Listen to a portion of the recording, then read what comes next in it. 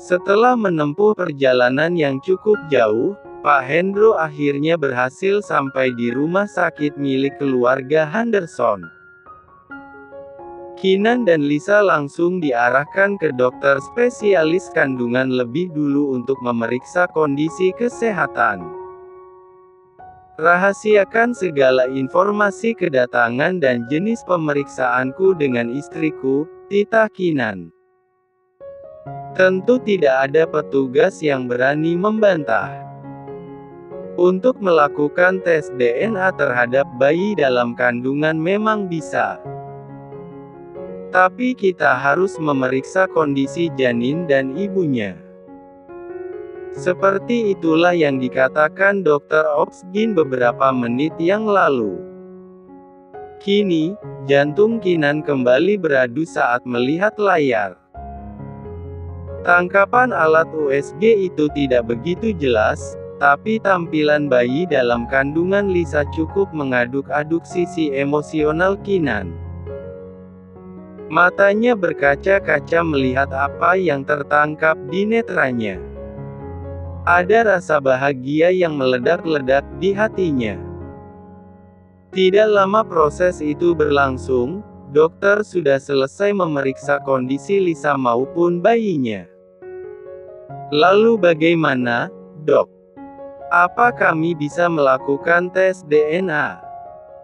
Tanya Lisa penuh harap saat dia dan Keenan sudah duduk di kursi depan meja dokter. Namun sayang, dari rona wajah dokter itu sudah cukup membuktikan kalau ada kabar tidak baik yang siap diungkap. Maaf, Nona Lisa. Kondisi Nona cenderung lemah. Kami tentu tidak berani melakukan tes DNA saat ini. Lengkungan samar tercipta dari bibir Keenan. Tapi tidak untuk Lisa, dia bersikeras ingin melakukan tes sekarang. Aku pasti kuat, Dok. Aku merasa sehat. Kami harus melakukan sesuai prosedur, Nona. Jika dipaksakan mungkin bukan berdampak ke tubuh Anda. Tapi justru bisa menyebabkan cacat pada bayi atau bahkan meninggal, ungkap dokter. Mendengar itu tubuh Lisa melemas, dia menjatuhkan punggungnya ke sandaran kursi dengan wajah murung. Lalu kapan waktu yang tepat untuk tes DNA pada bayi dalam kandungan, Dok? Tanya Keenan. Untuk waktunya ketika umur bayi masuk pada bulan keempat, kondisi sudah lebih kuat. Jadi ada kemungkinan 2 bulan lagi tes DNA bisa dilakukan. Itu juga kembali pada kesehatan ibu dan bayinya. Kita akan melakukan pemeriksaan kembali saat akan mengambil sampel tes DNA dari dalam rahim. Keenan memindai netranya pada Lisa lalu meraih tangan istrinya untuk dia genggam. Tentu itu membuat Lisa sedikit terkejut. Waktu 2 bulan tidaklah lama, ucap Keenan menghibur. Diana, kenapa kamu nampak gugup setelah ayah mengatakan mengenai tes DNA? Tanya Wira melihat Diana uring-uringan sedari tadi. Itu sebabnya kini Wira duduk di teras menemani Diana. Tidak, ayah. Aku tidak peduli soal hasilnya, jawab Diana membual. Kamu tidak berbohong pada ayah, kan? Tanya Wira curiga. Bohong. Beo Diana. Dia menuangkan air putih lalu meminum untuk membuang gugupnya. Wira pun berucap dengan hati-hati. Kamu tidak mengarang cerita mengenai pemerkosaan itu, kan? Ayah jadi lebih percaya pada Lisa. Diana menjatuhkan tatapan kesal pada ayahnya. Ayah mempercayai kalian berdua. Ayah tidak pernah adil padaku. Dengan emosi Diana berdiri menghentakkan kaki ke lantai lalu memilih masuk meninggalkan Wira sendiri. Diana meraih ponselnya yang sedang dicas di atas meja, jemarinya menggulir layar untuk menemukan kontak Andreas. "Halo," sahut seseorang dari sambungan telepon. Diana pun bergerak untuk bersembunyi di halaman belakang. "Andreas, kamu masih mencintai Lisa?" tanya Diana memastikan. "Meski kamu telah memberiku kenikmatan semu, tapi hatiku tidak akan pernah berpindah dari Lisa." Mendengar itu tetap saja membuat Diana sakit, meski Andreas sudah menekan pengertian itu berulang kali. "Aku akan membuat kamu memiliki Lisa untuk selamanya," ucap Diana begitu yakin. "Apa kamu sudah puas menyakitinya hingga berniat mengembalikanku padanya?" "Aku serius, Andreas. Aku memiliki rencana untuk Lisa. Bantu aku." "Apa bagian ini masih sakit?" tanya Lisa. "Tidak," jawab Kinan sembari memandangi wajah wanita di hadapannya. Begitu dekat, membuat dia ingin maju lalu menikmati sajian manis yang halal untuknya. Gelenyar seperti itu kerap sekali muncul semenjak dia secara sadar menikmati tubuh indah istrinya. Begitupun kini. Padahal baru saja mereka tiba 50 menit yang lalu, membersihkan tubuh dan Lisa menarik Kinan dengan maksud mengoles salep pada lebam di punggung dan wajah pria itu. Tapi otak Kinan sudah menginginkan lebih. Apakah dengan seperti itu Kinan berhasil mengikat Lisa? Tidak, Kinan sedang terjebak dalam permainannya sendiri. Karena nyatanya justru Kinan yang semakin terikat, dia semakin takut kehilangan istrinya. Hingga sampai detik ini dia dibayang-bayangi pemeriksaan DNA yang akan membuat Lisa pergi, menurutnya. "Selesai," seru Lisa pada usapan terakhir di dekat bibir Kinan. Bersamaan dengan lamunan pria itu yang menghilang, Lisa pun tidak menyadari tatapan dalam suaminya. Dia menutup kembali salep lalu meletakkan di meja, setelahnya dia mengambil kaos yang tadi Kinan selampirkan di sandaran sofa. "Pakailah, lalu kita turun. Aku akan menemanimu makan," ujar Lisa menyerahkan kaos itu lalu dia lebih dulu beranjak untuk melakukan hal lain. "Aku tidak lapar," sahut Kinan setelah terlepas dari netra Lisa yang sudah tidak di hadapannya lagi, lalu memakai kaosnya. "Padahal aku terburu-buru masak untukmu. Kalau tidak mau aku akan bilang pada Bibi supaya masakanku dibungkus saja untuk dibawa pulang Pak Hendro." Lisa menjawab dengan santai tanpa menatap Kinan. Dia sedang berbalas pesan singkat dengan ayahnya. "Hah?"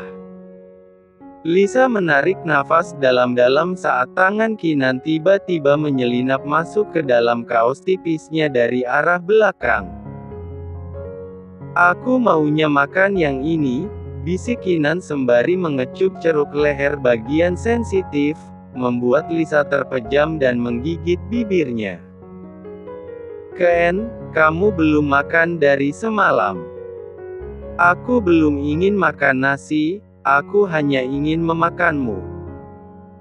"Bagaimana kamu bisa memakanku kalau staminamu buruk karena energimu belum terisi makanan apapun?" Ucapan Lisa membuat Kinan berhenti bergerak. Tentu itu membuat Lisa menjepit bibirnya supaya tidak tertawa. "Bagaimana bisa beronde-ronde kalau baru setengah jalan tenagamu sudah habis?" Imbu Lisa terdengar bersungguh-sungguh. "Berhasil. Lisa mendengar helaan nafas panjang Kinan seiring dengan tangan hangat yang terlepas dari tubuhnya. "Temani aku makan," ucap Kinan datar melewati Lisa dan berjalan lebih dulu. Seketika Lisa tertawa dalam diam melihat suaminya bertingkah menggemaskan. Jebakan Lisa pun berhasil. Kinan benar-benar lahap menghabiskan makanan yang Lisa masak. "Baby, papimu ternyata sangat sayang padamu." Sampai-sampai dia yang mengidam, bisik Lisa mengusap perut saat baru selesai mencuci piring bekas makan suaminya.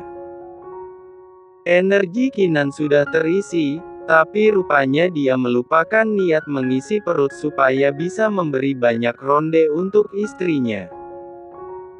Karena kenyataannya pria itu berkutat dengan pekerjaannya di ruang perpustakaan. Ini adalah hari Senin. Kinan berangkat ke kantor lebih awal dari hari yang dijanjikan pada Jeff. Karena ternyata hanya satu malam dia bertandang ke rumah mertuanya itu. "Selamat pagi, Tuan," sapa Jeff saat sudah berada di depan meja kerja Kinan.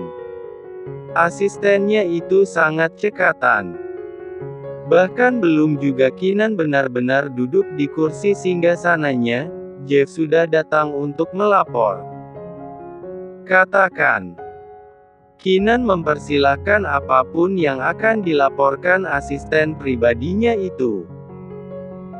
Jadwal meeting besok bersama HL Sky mengenai produk fashion yang rencananya akan launching akhir bulan ini. Mereka sudah mengirim file produk yang akan masuk dalam kategori produk terbaik musim panas, tutup Jeff lalu menyerahkan berkas khusus.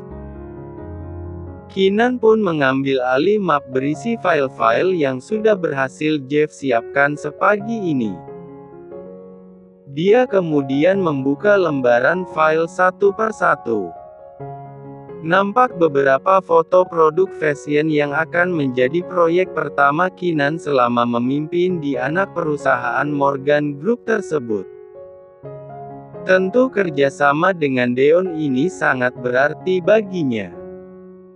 Dia benar-benar mencoba mengesampingkan urusan pribadinya dengan CEO HL Sky mengenai seberapa sering Deon mencoba mendekati Lisa. Proyek ini harus memiliki hasil yang sempurna. Dia ingin menunjukkan pada Jason dan papanya kalau dia mampu menjalankan perusahaan dengan baik. Bagus. Tema musim panas ini akan meluncur di saat yang tepat.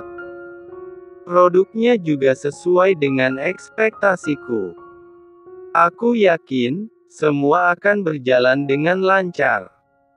Semoga, Tuan. Sejauh ini semua masih berjalan dengan baik.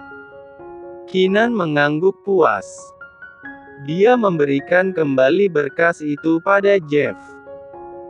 "Buat laporan mengenai produk yang akan ditampilkan di meeting besok." "Saya, Tuan. Atau Diana?" tanya Jeff meragu. Alis Kinan bertaut mendengar nama Diana. Ya, dia sampai lupa kalau masih memiliki sekretaris bernama Diana Mahendra. "Dai sudah berangkat?" "Sudah, Tuan. Tadi saya melihat Diana berada di meja sekretaris." Kinan menggoyangkan netranya untuk berpikir sejenak. Tafu mengangguk. "Berikan pekerjaan itu padanya. Aku tunggu siang ini harus sudah selesai dicetak.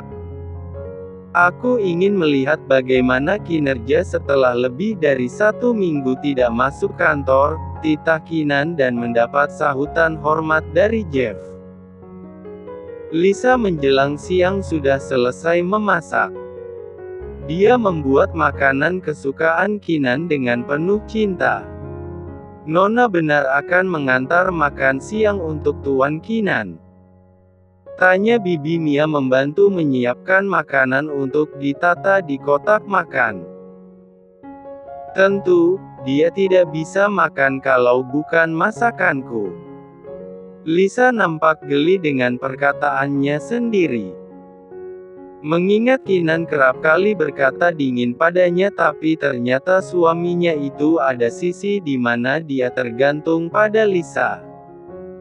Senang. Tentu. Dia selalu berdoa semua bayi dalam perutnya inilah yang akan membuat Kinan mengerti kalau mereka berdua adalah satu. Dari lama saya sudah menduganya, Non. Masih ingat tidak kapan hari Tuan pulang siang hari hanya untuk makan siang di rumah? Lisa berpikir sekilas. Waktu dia menghabiskan semua sup igaku. Bibi Mia mengangguk membenarkan. Dia senang melihat kondisi Tuan dan nonanya yang semakin membaik semenjak tidur satu kamar. Semenjak itu Bibi selalu memperhatikan kalau Tuan tidak pernah memakan makanan yang Bibi masak. Ya, aku terlambat menyadarinya, Bi, sahut Lisa dengan senyuman yang sedari tadi melengkung indah. Lisa mendongak, melihat jam dinding yang ada di dapur. Sudah saatnya Lisa bersiap. Bibi tolong rapikan, ya. Aku mau bersiap ganti baju. Lisa meletakkan mangkuk lalu bergerak ke wastafel untuk mencuci tangannya yang sudah cukup lengket. Tampil yang sempurna, Non. Tunjukkan kalau Nona jauh lebih segala dari si jelangkung itu. Jelangkung. Hahaha. Bibi masih saja menamai Diana jelangkung. Bibi sebel sama dia, Non.